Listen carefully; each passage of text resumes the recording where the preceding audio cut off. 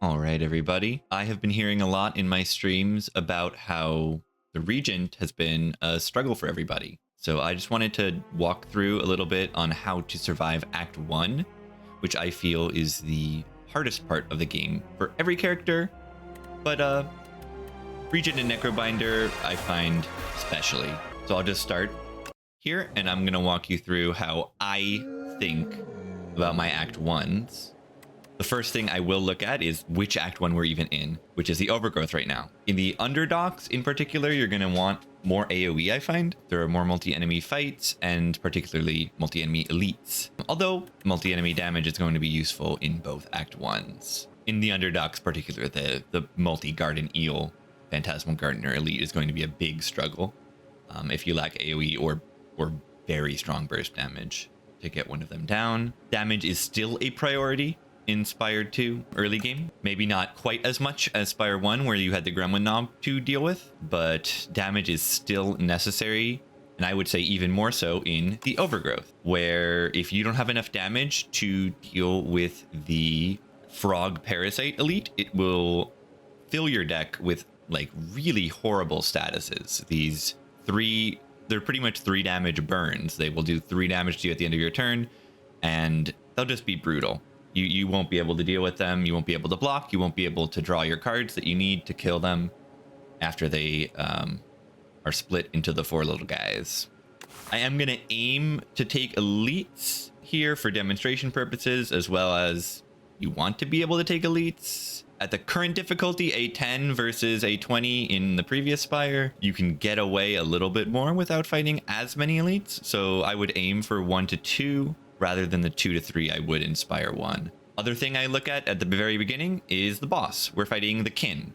The Kin is a boss that debuffs you randomly, I believe, every turn. We can double check that once we get there. I have a full reference spreadsheet that I can link down below. I haven't learned all the enemy intents because there's so many. There's a lot of variety in this game. But most importantly here is good burst damage to kill the minions that it summons at the beginning. It's going to have 60 damage minions that you're gonna have to kill, and that's often the hardest part of this Kin boss fight. Often thought, I think a lot of people agree that this is one of the easier bosses because it doesn't threaten you all that hard or scale that quickly, but still the minions are the scary part. Feels a little bit like Awakened 1 from Spire 1, but a little easier Act 1 version. And the other thing I look at are, of course, your Neow rewards. I have looked at these a lot on stream, but I have not made a video for it yet. If you're interested in that, leave a comment about that.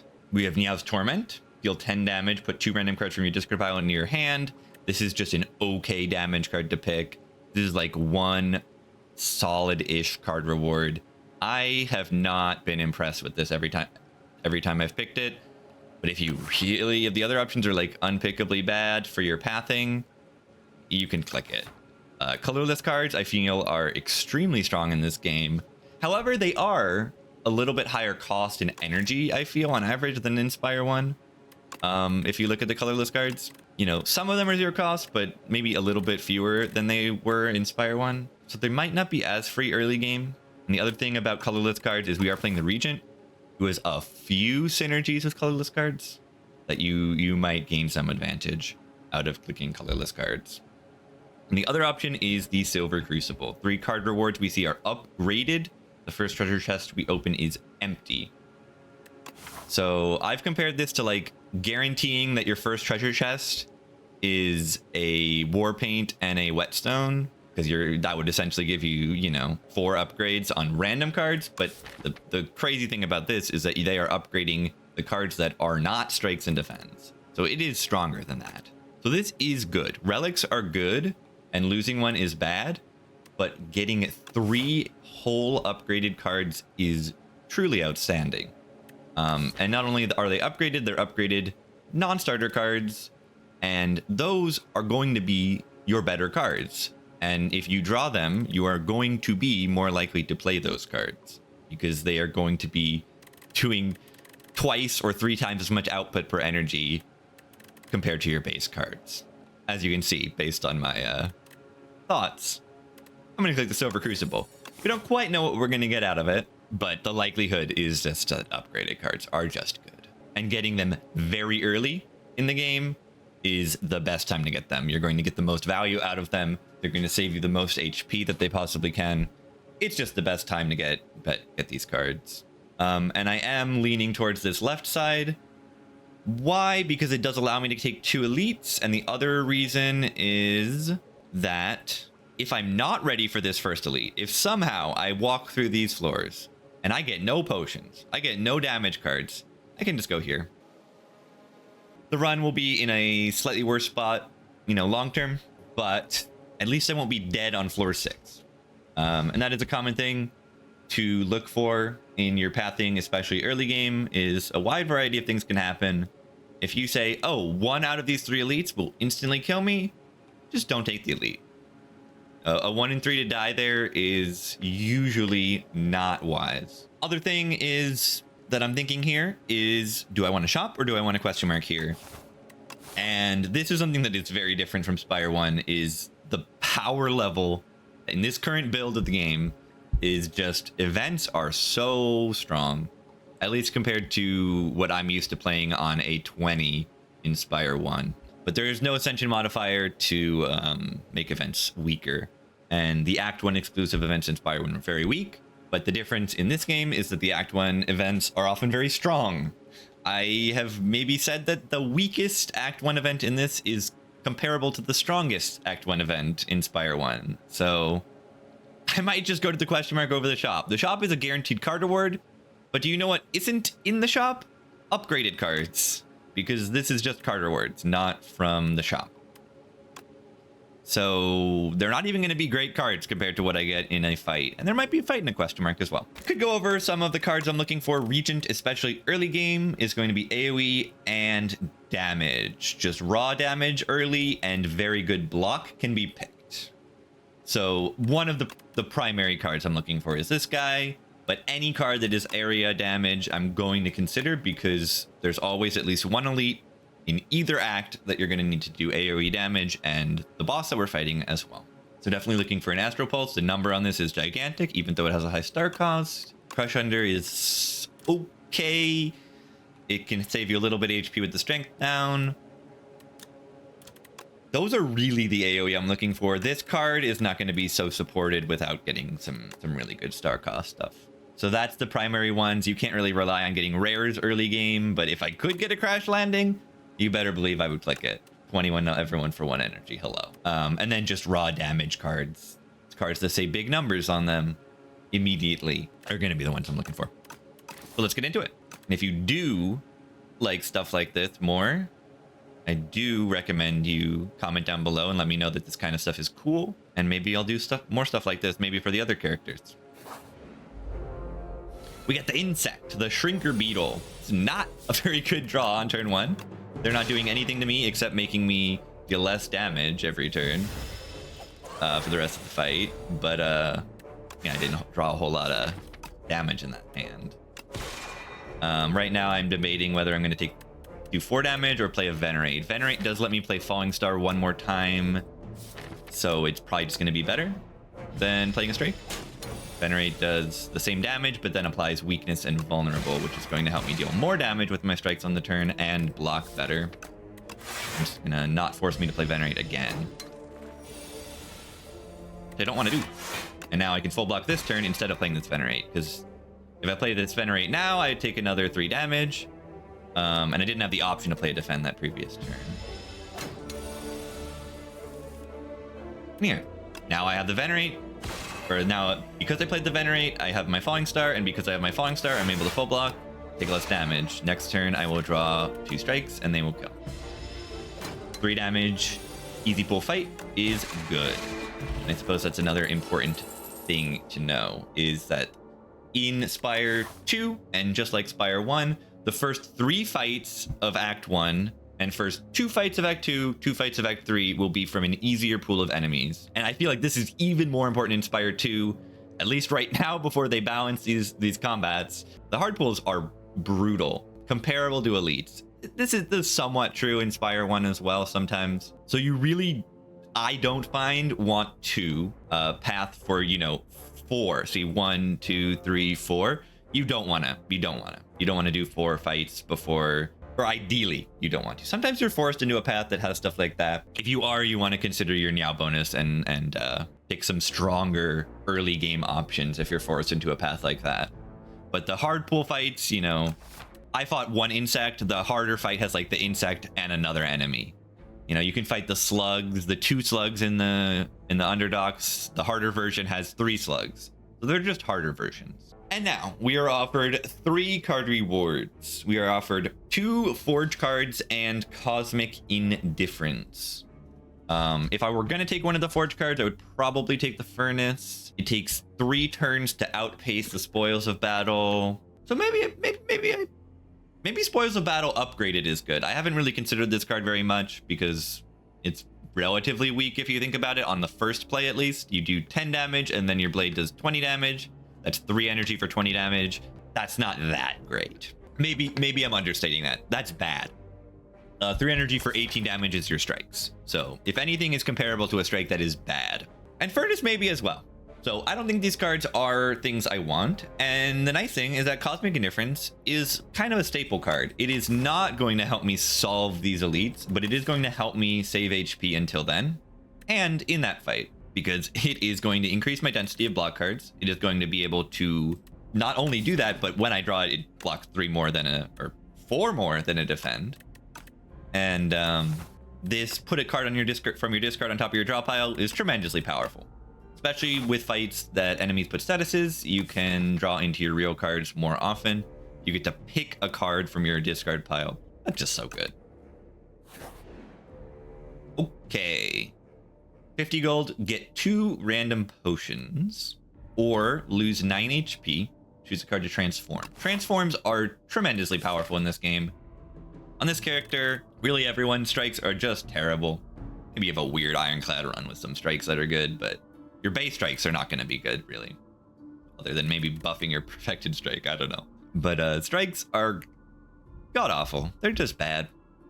You don't want to play them, you don't want to draw into them. And then not only that, I don't think this is as true on Regent as the other characters, but there are so many rare cards in this game.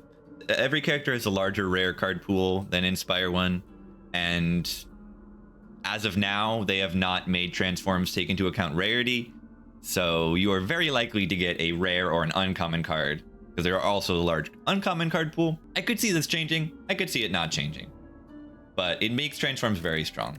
Not only that, they give you information. You get a random card instead of your garbage strike, or defend if you want to remove a defend on someone, but I wouldn't do that here, at least not until I removed the strike already. It gives you a lot of information, and that information can inform your future card picks. The big downside is lose 9 HP. That's not great. So the way I'm playing Spire 2, I lean towards now, is that the elite risk may just not be worth it. So I may just take the transform and then get out of here and not risk this elite, because my first card reward did not give me damage. Now, if this gives me, you know, whatever that card is, the crash landing, yeah, I'll probably take the elite. A big rare damage card, a big damage card, you know, maybe I'll take the elite. Well, let's transform strike, see what we get, and react from there. There's a Comet. That is a great card. That is a wonderful card. Can I play it always? No. So this is going to introduce some bad draw orders where I draw it before Venerate and I can't play it. So I am going to want to add a Star Generation card to my deck, likely as soon as possible. And the other nice thing is, now what if I do draw this on turn 1 and I can't play it?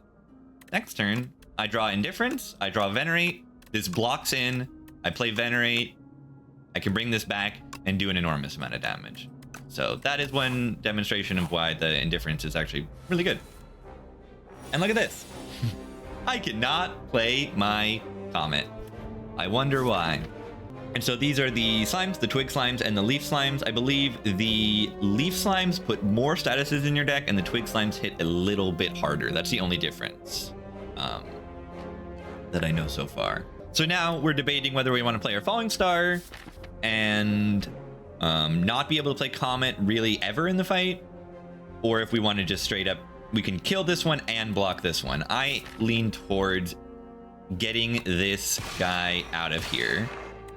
Why? Because now we have one fewer slimed in our deck. Slimes are not as bad as Inspire 1 because they do draw one when you play them, but still, you don't have much energy at this point in the game, so you just don't want to play it. Bottom deck this Cosmic Indifference. That is not ideal, because that card would have helped me block a lot. And I will play the Strike here. The Strike guarantees that I kill this, which is probably going to reduce a Slimed or some damage. I'm not sure the pattern on this guy quite yet. This guy attacked twice in a row. I am not sure if it's the same in Inspire 2, the order of this guy, whether they can attack 3 times in a row, but I'm going to guess that they can't attack 3 times in a row, because almost every enemy cannot attack 3 times in a row. At least if they are an enemy that has a different intent they can do. Next turn, well, worst case, we're going to take 2 damage. They do 12 when they attack. And there we go. I will put a Defend on top.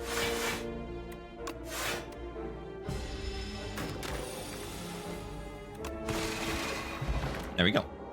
14 gold. That feels like a lot. One of the Ascension modifiers does reduce the amount of money you gain, and sometimes you see like 7 gold. Maybe 14 is like one of the most you get. So here are cards. We are looking for the card that deals the most damage here, likely. And I said I wanted Star Generation for Comet, but there is a card here that is so good that it outpaces any need for damage, in my opinion. And it is called Charge Plus. Why is this card so strong? When you transform cards, they are gone from your deck. They are no longer the cards they were before. And when you look at what Minion Strike says, you realize that this is a ridiculously powerful card for the energy, for the damage, and for the draw. Not entirely in the first deck cycle that you play this card, but the draw long term.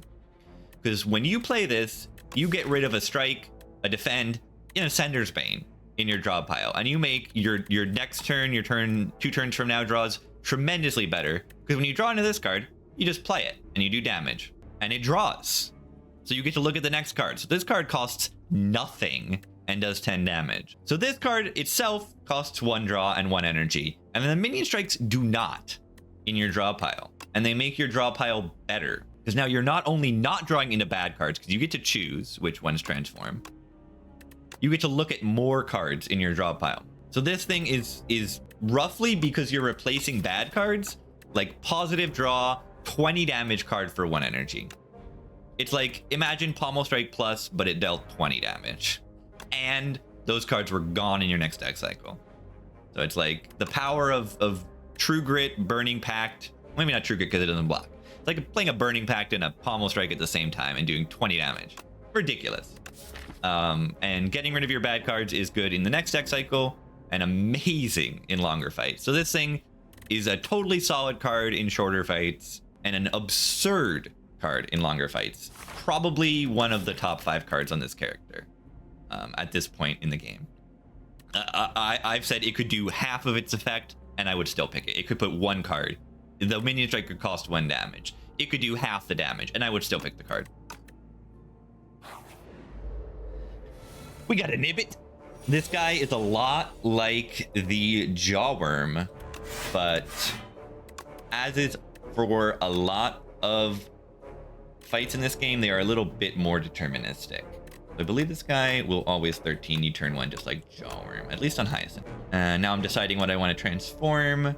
I mean, I'm about to do 20 damage for free. We never need to play this Comet. Wow, I transformed Comet, and I can't even play it. Doesn't that card suck? Maybe it does. Early game, definitely not the strongest card, but once I get some Star Generation, it will be outstanding.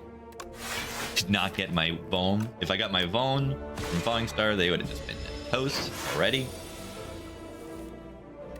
And now they are toast. We got a Power Potion. We got a great card, but not here. Alignment is an outstanding energy generator. This character doesn't really have that many cards that make energy. You've got Alignment, and then you've got the Goat Void Form, which is, you know, an absurd amount of energy and stars, but that's obviously a rare, so you can't rely on it too much. And I guess you have Orbit as well, but this is a little slow to get energy. Can be strong too. I did say I wanted area of effect damage. I do like the Crush Under. I don't feel like I have the draw for Hegemony to be so great, but it is still decent. I mean, think about a strike. If you're playing 3 strikes, you're doing 18 damage. That costs 3 energy and 3 draw. This only costs 2 energy. And not only that, it gives you 3 entire energy next turn. The problem I see right now is I don't have a way to spend that energy. So that extra energy is being spent on strikes and defends. Not great. The cards I've added to the deck are not super energy hungry. So I'll probably just take Crush Under here. If I had some star generation, I could see taking Alignment because it enables an infinite, of course. There's this common card called Glow, which I will click on sight, and it gains stars and draws cards. So you can very easily see how you have a glow, you have 2 glows, you gain 2 stars, gain 3 energy. So you have two of those glows, you gain stars, gain energy, gain stars, gain energy, gain stars, gain energy. You can do a little infinite with that combo, and we don't necessarily need to be so careful with our picks because we already have charge that can trim down the deck. Just considering things for later. But I'll probably just take the Crush Under. I talked about AoE damage, important in the boss, important in a lot of the elites. Let's click it. Now we can rest or upgrade. Now, guess what happened this run? I got 3 upgraded cards, and now I don't need to spend this rest site on an upgrade. I could upgrade Venerate, maybe, to make this Comet a little easier to play in the second cycle or something. But I already have 3 stars. This already gives me 2 and hits the breakpoint. If I play Falling Star, I'll go down to 1, and then 1 plus 3 is 4. It still doesn't play the Comet. So it only really makes a difference in like a future deck cycle. Who needs to Venerate, right? I'm going to choose to get HP. There's a lot of rest sites in this act, and I don't have great cards to upgrade at this moment. So I'm going to choose to rest and use that HP I'm gaining to actually just, take the elite. Let's check them off. Like I said, hard pools are very, very hard. So we did get a fight in this question mark. So we fought 3 hallways. This one will be from the harder pool. That makes a pretty significant difference. I want to fight the elite instead because the elite gives me higher potion chance, higher rare chance, and a relic. And higher gold. All right, here is the fight I said was quite difficult. They put a ton of status cards in your deck. So what I'm aiming to do is get rid of them as quickly as I possibly can and get rid of all of my bad cards as well. It is a hard fight, and I will probably just drink this power potion turn 1. This is going to give me output over a long term. So we could have Genesis, which pretty much guarantees that we can play our Comet, which is wonderful. That card's 33 damage and weaken Vuln on it. That's just really good. We can take Sword Sage, which increases the cost of our blade by 1, and it hits an additional time. We don't even have the blade, and it wouldn't even be good still. Or we can take Tyranny, which draws an extra card and exhausts every turn, which is great to get rid of the statuses. To draw through the statuses, and great to get rid of them. Wow, Tyranny is great. Usually I find draw powers can be underwhelming early game in Spire 1, but this one, the exhaust is so useful, and the draw is even useful in this fight. So I lean towards this, actually. The Comet is a little overkill for this fight. And I'm going to do charge. I'm going to get rid of... If I get rid of Strike Falling Star, I can play the Comet. If I get rid of... I'm aiming to block, honestly, next turn, because next turn they will do 5 times 4. So I'm looking to be able to apply weakness or strength down from my Crush Under that I have in my deck. So I am going to transform. These guys also... okay, you see, I got ahead of myself. I forget that charge is just so powerful that it transforms the cards into 0 energy, 10 damage cards each. So I'm used to thinking, oh, I'm going to transform these strikes and I'm going to do less damage, but that's not true. I'm going to do less damage in the next deck cycle, which can be scary, but I might just be able to burst this thing down.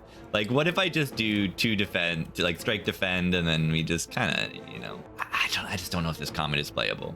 Yeah, I don't think we need the Comet. I'll do this first. Might feel safe for me to bring back the Crush Under for next turn, because it will always block for 2 times 4, because it hits 5 times 4. It'll block for 8 and do damage, which is pretty good. Charge is the card I'm going to want in the next cycle, because the statuses go in your discard pile.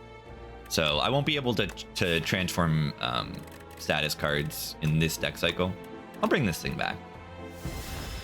Not 100% on that decision, This fight is reasonably complicated, and there are a lot of decisions to make here. Could even choose to not play these minion strikes and keep them in the deck for next cycle. I think I might. It's always a good card to draw into, so I might draw it with Bone, and it might do more damage. I did get rid of the Comet, so let's just do some damage here. Maybe I shouldn't have gotten rid of the Comet. Yeah, 3 more status cards is brutal, but we have the means to deal with it. We definitely have very good means because we have this Tyranny, and because we have a lot of good stuff. Oh my god, look at that. Because I only have 2 cards in my draw pile, I can do this. These cards will be transformed into minion strikes, and I draw, and I draw, and I draw, and then they die. And they will immediately explode, which is great. And now I have my AoE card right here. And now I can choose to either take 3 damage or play charge. And I want to play charge. If this is only 3 damage, the charge will likely get me lethal on everything next turn. And I have very easy choices to transform. Extremely easy. And now I have like 20 damage for 0 energy in my draw pile and a strike. So I can probably kill everything I want to. One thing to know about this fight is the first and the third will always be doing 7, and the second and the fourth will always be buffing their strength and putting another infection in your deck. We can do strike into Falling Star and kill this. Let's do that. And Venerate. You may notice I look at my draw pile a lot. I just have my left hand on the A key when I'm playing this game. You want to look at your draw pile constantly. Look forward for next turn, or look for the cards that you're going to draw into. We have enough energy and stars to play Strike Falling Star. Let's do that. That kills one of them. Let's do that. Kill the one with a slightly more HP. It doesn't really matter. Might actually take damage next turn. We have so many infections, and this does not get lethal. So if we don't draw into... Hold on. Okay, so if we draw into Defend, right, we draw 6 cards from Tyranny, and we're going to draw into one of these cards. If we draw this, we will kill. If we draw this, we will kill. If we draw these 2, we will block, but still take some damage because of 3 infections. Hold on. One of them will be exhausted by Tyranny, so we'll only take 1 damage. The worst case scenario, we take 1 damage. Guess what? We take 1 damage. Wonderful. Yeah, whatever. Transform some cards for fun. Ow. It's all good. And look at that fight. I took barely any damage. That was beautiful. Potion was great. Potion saved a lot there, I feel. You know, like minimum 3 damage on like 3 turns. So at least 9, but then the draw needs to be accounted for, and that was probably going to save an enormous amount as well. We got Game Piece. Whenever you play power, draw 1 card. We are not being offered a power here, unfortunately. I did say I like Astral Pulse. There is a problem with this card, and it's that it costs stars. And the problem is that I don't have stars. The other thing about this card is that it has a big number on it. So I want to pick it, but I don't think it's good enough. I'm sorry. I just don't. Like, I would need to like upgrade Venerate and then play Venerate, and then each time I play Venerate, I can play this. I could pick it now just because it is a good draw on turn 1 in a lot of fights. It is a good use for my stars, probably better use for my stars than either of these in the kin fight. So I still consider it. Simply has good numbers on it. Goes great with that glow. I'm gonna take it. One thing I think is important is if you're learning the game, pick a new card. If you're not sure about it, pick it and see how it performs. Think about, oh, am I happy to draw this card each time you draw it? Did this save me HP when I drew it? Simple turn.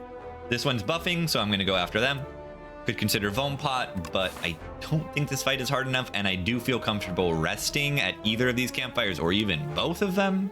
They don't have any crazy upgrades. This guy's okay. But we obviously have full block. We can hit him. Comet's not playable. Again. Crush Under is going to do the most damage and also save some HP. Venerate is going to give us the amount of stars to play Falling Star Astral Pulse next turn, so I'm going to play that over Strike. Most of the time I find myself playing Venerate over Strike. It's just if it like doesn't actually give you star value. Rude? Yeah, this is extremely rude. Our charge does nothing because we have no draw pile. That's unfortunate. I'm thinking if there is a Vuln Potion line here to save some HP. It would be 10 plus 21. It does. So it saves us not 8 HP because I could choose to play the Falling Star here instead for weakness. Anytime you're thinking about using a potion, you want to just consider how much HP it's actually saving you. So if I weaken here, it goes to 11, 11 plus 8, and I play this. So I'm going to be taking 10 damage. So I could save 10 damage with this potion right now. I think if I'm going to fight an elite or some hard pulls later, I think I can do better than that. That's my vibe right now. I think I'm going to put Crush Under on top. That's going to help me get lethal on one of them. More likely, and worst case scenario, it reduces their strength. I didn't think about it, but there was an option there of putting a strike on top and playing charge. I did have extra energy, but I didn't think of that at the time. That would have been a fun thing to do. Perhaps better, perhaps not. Hold on, what is the buff that this enemy does? Let me check this.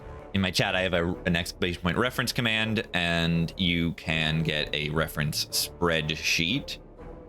I can bring this up, but we look at the enemy. Let me bring it up. Here's a wonderful spreadsheet. You can find all the enemies, all the acts, all the different combats that exist. So we could look here and we can see we're looking in the overgrowth. We're looking, oh wow, they're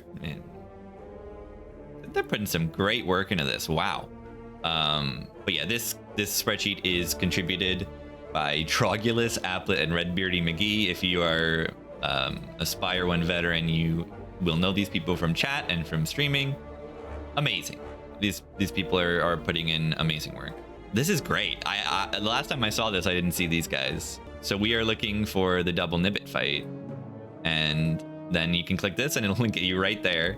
And you can go over here and look at the attack pattern. In the 2 encounter, the front starts with Slice and the back starts with Hiss. So Hiss does gain 2 strength.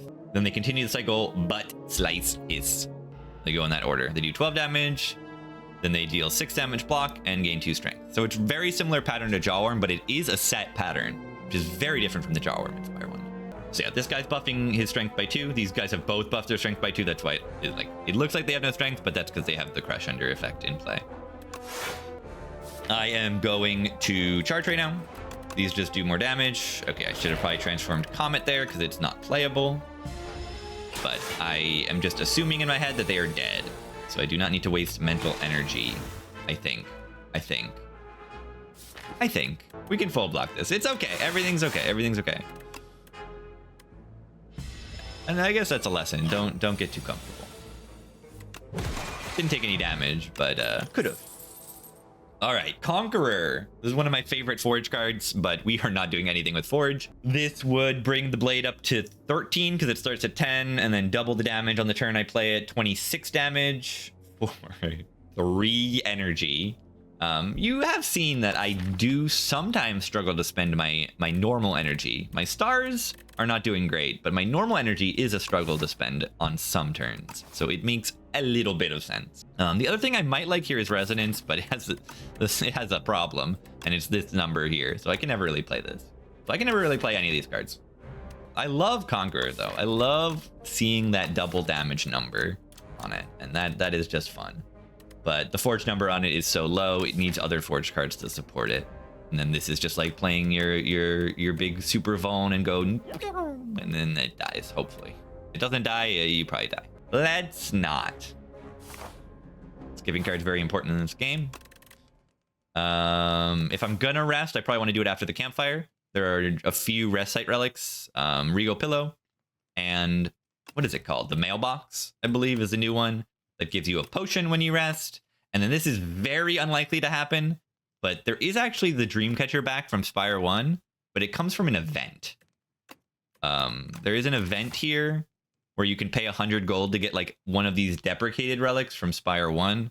And that could happen, but is very unlikely. I wonder why they did that. Maybe Dreamcatcher would be too strong, because at this point in the game, I find resting to be very powerful, which is different than Spire 1 on A20 at least. For now, that's probably going to change in the future. But this would be wonderful. Wonderful. But yeah, if I'm only going to rest once, I get 22 HP, and there's not likely to be a fight before here. Would just be a 10% chance. In a question mark, it's a base 10% chance to see a combat, and that goes up by 10% each time you don't see a combat. And we saw combat, so that means we're back to the base 10% chance. So pretty unlikely we find a fight there. So I would get 44 HP, and doesn't overheal too much, honestly. But if I can get an upgrade, hopefully that upgrade will save me HP in the fight that I would see. And really, this is crazy. I'm upgrading Venerate. I've seen a lot of talk about this card being underwhelming and bad and everything. But I actually think it is fine. Just fine. A starter card, in my opinion, should not be good. Once you start having characters with starter cards that are too strong, you start not needing to actually add cards to your deck. And then you only add the absolute most powerful cards, and the game becomes less fun and less dynamic and less interesting. That happened a lot on the Watcher, because Eruption and Vigilance are ridiculously strong cards that deal a bunch of damage and block while retaining energy for future turns. Those are simply too strong. Venerate and Falling Star are a lot like those cards, but yeah, if this were a Watcher card, it would like maybe cost 2 energy and block for 8 and do the same thing. I would prefer that it didn't. Like, this would probably... This card is good. This is good. It reduces the damage you take and increases the damage you do. Now, we do finally get to the downside of Silver Crucible. We do miss out on a relic, which I forgot to consider. Which is that I don't get a relic there. So the rest site Gambit I was playing did not do anything. So we can get a free potion here, or we can remove a card at a Guilty. Guilty will be removed after 5 combats. So that is turning my strike into a true curse. Strike is only kind of a curse right now. And then if I can survive a little longer, I will get a free remove. There is a shop coming up that I can go to, so not too big of a deal if I need to remove it for real. And I have the charge, so I have a free target to charge. I'm going to just do it on a strike. We're going to try this. We're going to remove a strike and get a Guilty. And I'm going to rest. Again. Shop. We have full potion belt. We do not have enough money to buy any relics in this game because they are expensive. 173 would be enough to buy a common relic in Spire 1, but it is not in Spire 2. That is like a massive change. Makes shops in Act 1 a lot weaker, but I still went here because it's not a fight. And going to 2 fights here is scary. And then even 3 just normal fights is still scary, and 2 fights into an elite is also scary. So I'd rather reduce that. I have an okay amount of gold to buy cards, but not a ridiculous amount. It feels okay to me. And yeah, again, alignment is here, but not upgraded, but we really just don't have the stars to afford it. We have an okay block card with Glitter Stream. It's just okay as a block card, by weaker than what we've got. If I wanted to take a block card, I would definitely take this one. And I am leaning towards it because it can do some very wonderful things. The retain keyword is just really good. It manipulates your deck, so you have fewer bad draw orders. And we can remove a strike, or we can just straight up remove the Guilty. If we feel like this shop was weak enough and we're going to be strong enough in the long term, we can just remove the Guilty. So we kind of opened up that option with that event. You know, it kind of forced me to remove a strike with the gold sometimes, but yeah, I also don't think any of these potions are quite worth it. We already fought the AoE elite, although AoE is useful in the boss. We have got 2 fights before them. So Equilibrium, and I think I am just going to remove the Guilty. I'm a little worried.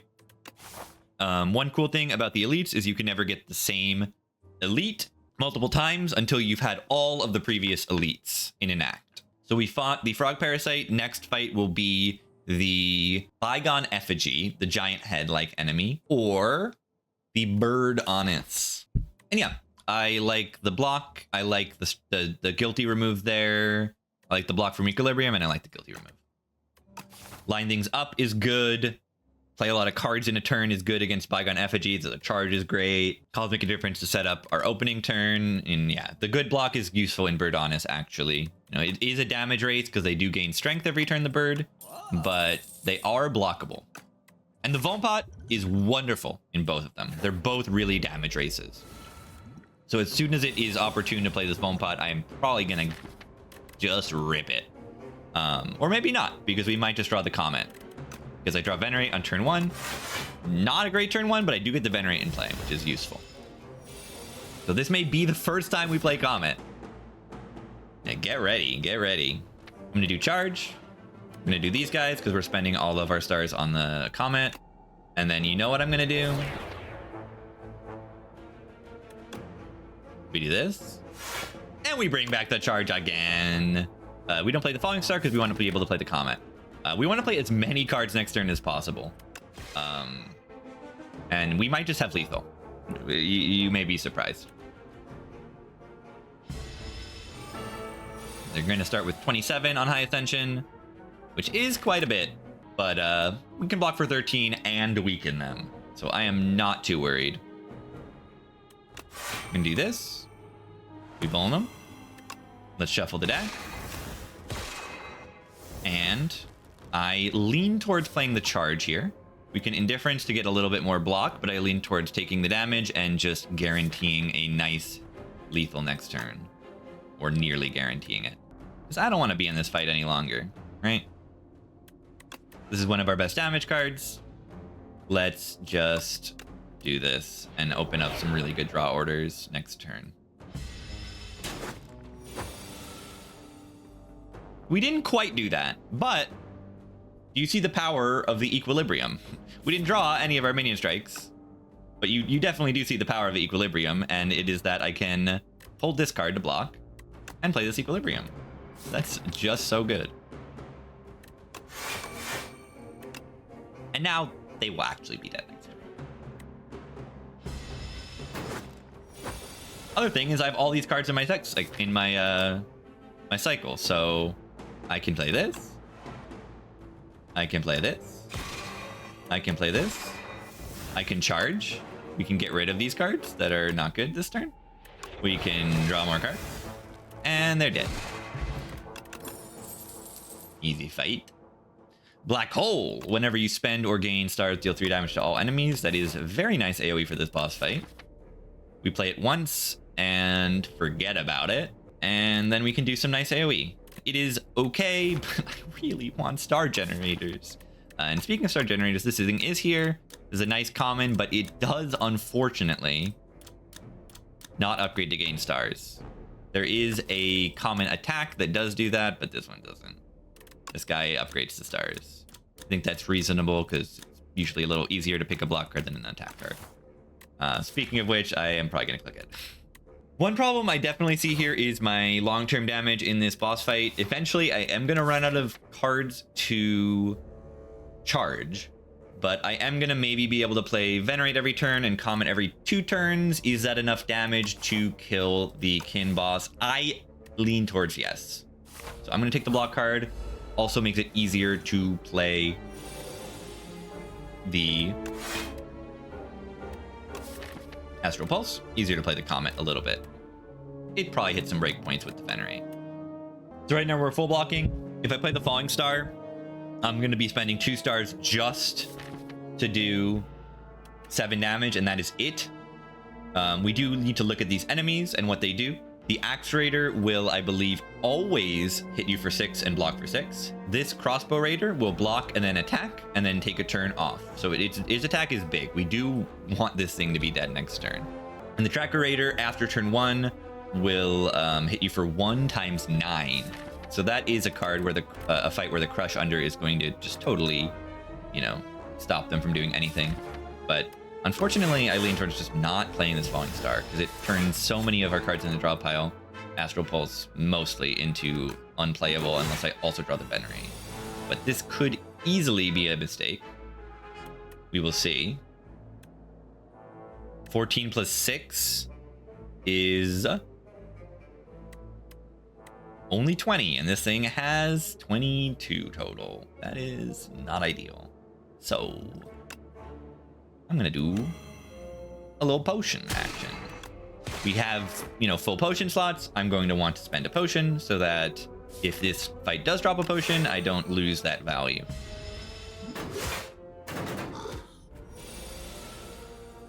Am I wrong about this guy? I might be wrong about the Axe Raider. Let's bring it up. So many fights to learn. Ruby Raider Axe. Okay, so it alternates between, it does swing, swing, big swing. So it does this twice and then does the big swing. Cool.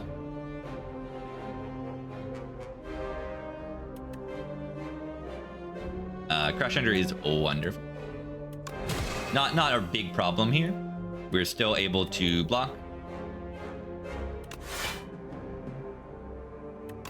Let's bring back Crush Under again. That'll always just block us in the tracker. At 1 times 9. Who cares? No potion drop. This card says glow on it. Glow gains stars and draws. Incredible. Alignment, come back, please. But yeah, glow is a staple card. Very easy to pick, very easy to upgrade. Just ridiculously powerful card. And now we'll see if I even beat this boss. I haven't seen the greatest scaling damage, which can be a problem with this character. Will be embarrassing if I don't win. But I can consider resting here. I can consider upgrading the glow. I think I will upgrade the glow. We need to play Comet a lot. And the great thing about glow is just the synergy of gaining stars and drawing cards together. Like, one of the big costs of adding star cards to your deck is that you're drawing into those cards and you're not drawing into the payoffs. This card doesn't have that problem because you play it and it's even draw positive. It not only makes up for itself by drawing 1 card, it draws an additional card. And that is just ridiculous for a common. It's so good. And I definitely consider using a potion in this boss fight. You look at how much HP these kin followers have. They're actually kind of brutal, the amount of HP they have. And I'm probably going to use Colorless Pot on a turn where I'm going to be taking a lot of damage because I might get a block card from it. And we want to pretty much remove any of our cards that we're not planning on playing a lot. Falling Star is probably out, and Strike is definitely out because we're going to be wanting to spend our stars on Astral Pulse and Comet later. Astral Pulse until these guys are dead, and Comet later, but maybe even just Comet. That might be our primary source here. Another reason why stars and draw together is just so good is that a lot of the star cost cards do not cost energy, like this one, like Comet, like Falling Star. They just don't cost energy. So you can draw into them very safely. You've spent your energy on draw, but you gain the stars to spend on different cards. So killing a kin follower here would just be wonderful.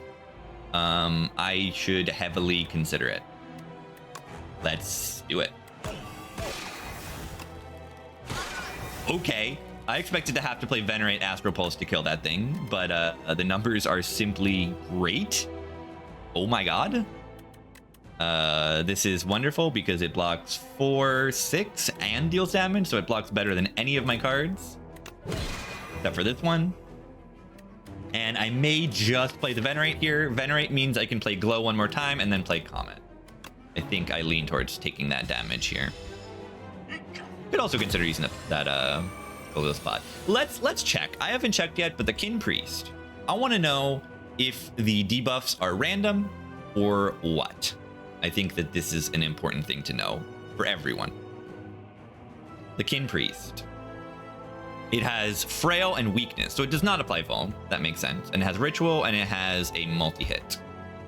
So it cycles through Frailty, Weakness, Beam, Ritual. Okay, so it just has a set pattern. So it does Frail, it does Weak, it does multi-hit, it does gain Strength. As you can see, these numbers are pretty low for a boss, so the intent of this enemy is that the kin followers are the hard thing to deal with. And if you can't deal with them, you're gonna have a problem. But once you deal with them, the fight is often solved. Not always, but often. So yeah, I thought these were random, but they always do Frail, always do Weakness. That is really good to know. A lot of enemy intents are just set patterns in Spire 2. So Frail weakness, multi-hit, and then next turn they're not even going to be attacking me. So I see no reason to not just block, do some damage, and get rid of some garbage from our draw pile. Not that defense are that bad, but we just don't need them.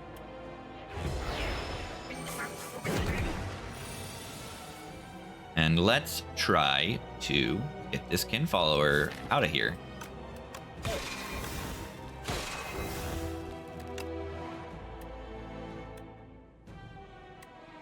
Not so sure if I want to just spend the comet on it. That's a lot to spend, because I can also just crush under indifference that blocks, and then this thing will be at 16, which is not quite an Astral Pulse kill.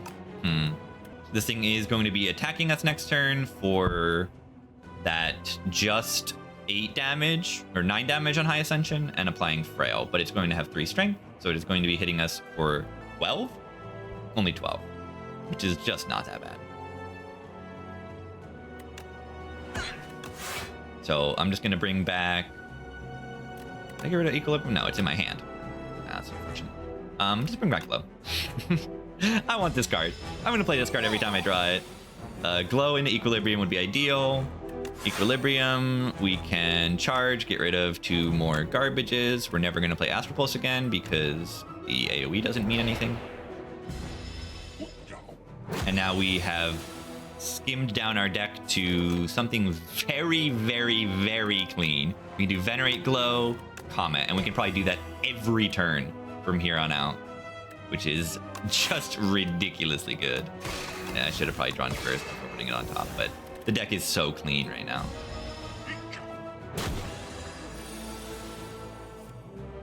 They are doing the multi-hit. That means they're going to be just doing nothing next turn.